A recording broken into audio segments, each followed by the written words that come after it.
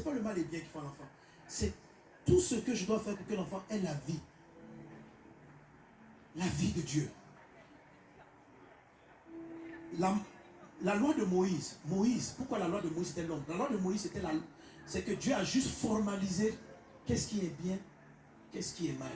C'est pourquoi tous ceux qui sont sur la loi ne peuvent que mourir. Jésus est venu avec la vie. Il dit, je suis venu afin que mes brebis aient la vie et qu'elle est dans l'abondance. Amen. Alléluia. Quand tu viens à Jésus, quelle est la raison pour laquelle tu ne peux plus parler à cette soeur? Tu ne veux plus vivre l'amour. Devant Dieu, tu as raison. Si on tu expliques ta vie, ta réaction d'aujourd'hui, tu as raison. Mais qu'est-ce que Paul dit? Il dit, si vous voulez enraciner votre amour, il faut que tu crucifies ta raison. Tu as raison. Mais aime-le quand même. Tu as raison. Mais marche avec le frère. Tu as raison. Mais crucifie ta raison. Tant que tu vas réagir, tu vas choisir ta présence, tes œuvres, en fonction de quand tu as raison, quand tu as tort, tu mourras. Même si tu marches dans la raison et que c'est toi qui es raisonnable et que dans l'histoire, la victoire te revient, à la fin de l'histoire, tu seras malheureuse. Tu vas peut-être divorcer, mais tu seras malheureuse. Tu as eu raison de quitter, mais tu n'as pas fait la vie. Quel était le chemin de la vie? La vie est un chemin qui est le Saint-Esprit. La vie est un chemin qui vous fait prendre des voies qui ne sont pas toujours raisonnables. Et c'est ce que Smith a fait. C'est-à-dire, il a pris un chemin, Dieu lui a dit, frappe le cancer.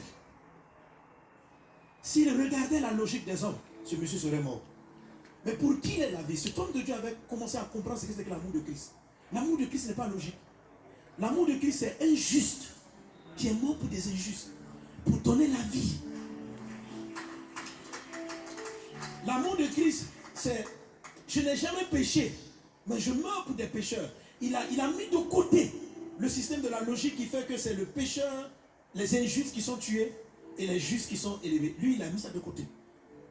Tout simplement pour que les hommes aient la vie.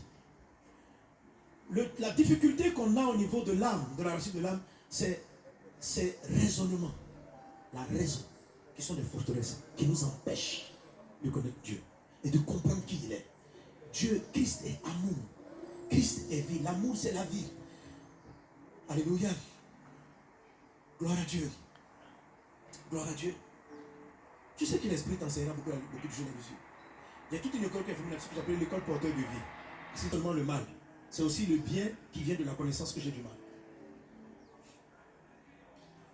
Et que ce qui devait pousser mon action,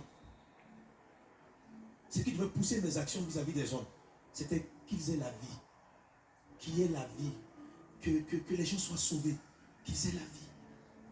Donc quelquefois, je suis plus conseiller, on amène des situations compliquées. Et Dieu me dit, la raison, c'est comme, regardez Jésus pour que les gens aient la vie. Regardez Jésus dans un cas. Il arrive, on lui amène la femme qui a commis l'adultère. La raison veut qu'on la tue. Elle doit mourir. Mais Jésus ne mange pas le fruit du bien et du mal. Jésus regarde l'amour de Dieu. Et quand il s'abaisse et qu'il consulte l'amour de Dieu, il voit qu'en ce moment précis, Dieu ne cherche pas à voir qui a raison, qui a tort. Dieu veut que cette femme-là ait la vie.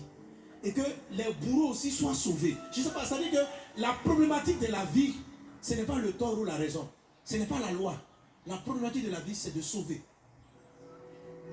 Et Paul dit, si celui qui n'a jamais péché, qui soit le premier à lancer la pierre. Il n'a répondu ni oui, ni non. Il a eu un troisième choix. Il existe un troisième choix. Il existe un troisième choix. Dans toute réaction avec quelqu'un, il existe un troisième choix. Il y a le choix de ce qui est bien, il y a le choix de ce qui est mal, et il y a le choix de la vie. Amen.